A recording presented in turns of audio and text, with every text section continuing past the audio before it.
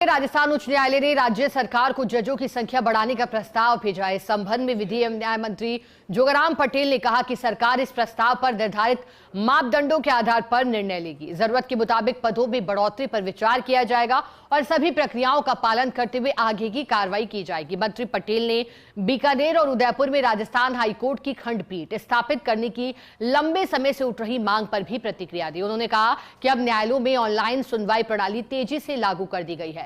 Digital न्याय प्रणाली के बाद प्रदेश में न्याय प्रदान करने की प्रक्रिया और भी सुगम और सुलभ हुई है। राज्य के विधि और न्याय मंत्री जोगाराम पटेल से खास बातचीत की है रेजिडेंट एडिटर राजीव गौड़ ने। राजस्थान की न्यायिक राजधानी स्वर्णनगरी जोधपुर से एक ऐसे जनप्रतिनिधि आते हैं जिनका राजस्थान के न्यायिक क्षेत्र को आगे बढ़ाना, सुधार करना, नवाचार करना मुख्यमंत्री ब्रजलाल शर्मा के निर्देशन में राजस्थान सरकार के विधि और न्याय मंत्री जोगाराम पटेल कैबिनेट मंत्री की जो भूमिका निभा रहे हैं उसे न्यायपालिकाओं को लेकर के। सर, अगर न्यायपालिकाओं को लेकर के बात करें तो इन 2 सालों में क्या क्या नवाचार हुए? न्यायपालिका हमारी आस्था का और विश्वास का एक प्रतीक है। न्यायपालिका में आम जन में विश्वास है। न्यायपालिका में देरी होना हम सबके लिए खेदजनक है और डिले डिफीट जस्टिस ये पुराने समय से आ रहा है।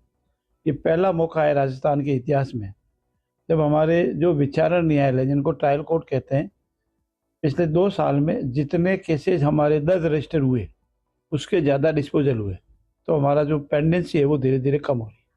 साथ ही साथ हमारे राजस्थान उच्च न्यायालय में अब तो कम हो गए, लेकिन हम जजेज की संख्या सबसे अधिक हो गई। हालांकि हमारे लिए बहुत गंभीर विषय है कि माननीय राजस्थान उच्च न्यायालय में बहुत ज़्यादा केसेज लंबित है।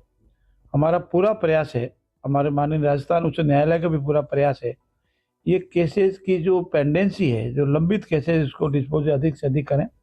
लेकिन मेरिट प्रभावित नहीं हो, अर्ली डिस्पोजल हो, तुरंत न्याय हो, सुगम न्याय हो, सरल न्याय हो, पारदर्शी न्याय हो, इसकी पूरी कोशिश कर रहे हैं। लेकिन अगर न्यायालयों की संख्या बढ़ाने की बात है, जजों की उनकी सुविधाओं की बात है, उसको लेकर सरकार ने दोनों बार के बजट में कुछ न कुछ प्रयास किया है। क्या कुछ और मैकेनिज्म बाकी है? माननीय राजस्थान उच्च न्यायालय ने सरकार को भी प्रस्ताव भेजा है कि माननीय राजस्थान उच्च न्यायालय में जो निर्धारित संख्या 50 है उसको बढ़ाई जाए, और सरकार भी इस पर बहुत गंभीर है और पूरी तरह से सकारात्मक व्यू लेकर के हम कोशिश करेंगे कि माननीय राजस्थान उच्च न्यायालय के जजेस की संख्या जो निर्धारित 50 है बढ़ाई जाए। लेकिन जिस तरीके से उदयपुर है, उदयपुर के साथ में अगर बात करें बीकानेर है, वो भी खंडपीठ की मांग कर रहे हैं, जबकि एक आंदोलन ऐसा चल रहा है, इतिहास का सबसे बड़ा आंदोलन कि एक खंडपीठ पहले जयपुर में जा चुकी है, उसका आंदोलन भी चल रहा है। इसको आप कानून मंत्री के रूप में क्या देखते हैं?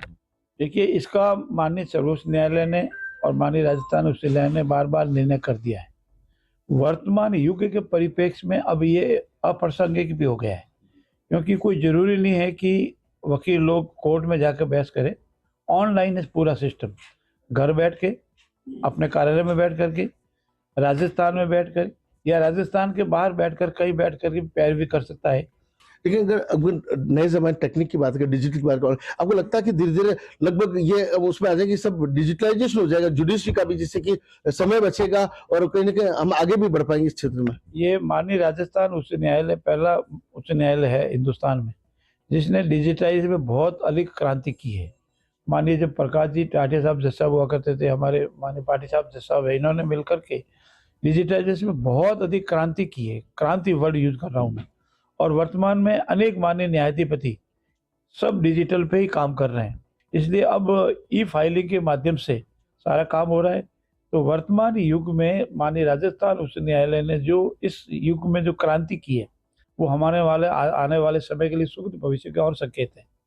तो आप देख सकते हैं कि राजस्थान सरकार के विधि और न्याय मंत्री जोगाराम पटेल ने बहुत बड़ी आज जानकारी साझा की है कि आने वाले समय के अंदर हाईकोर्ट में जजों की संख्या बढ़ सकती है। राजस्थान उच्च न्यायालय की ओर से जो प्रस्ताव भेजा गया उस पर चर्चा चल रही, उस पर फैसला होता है। तो बहुत बड़ा कदम मुख्यमंत्री ब्रजलाल शर्मा के निर्देशन वाली सरकार का होगा। बड़ी बात यह है कि राजस्थान सरकार चाहे जो केसेस जल्दी से निस्तारण की बात हो या समय पर लोगों को न्याय मिले, उसके लेकर सरकार भी पूरी गंभीर जुटी। Rajiv Gaur, for India news, Jodhpur.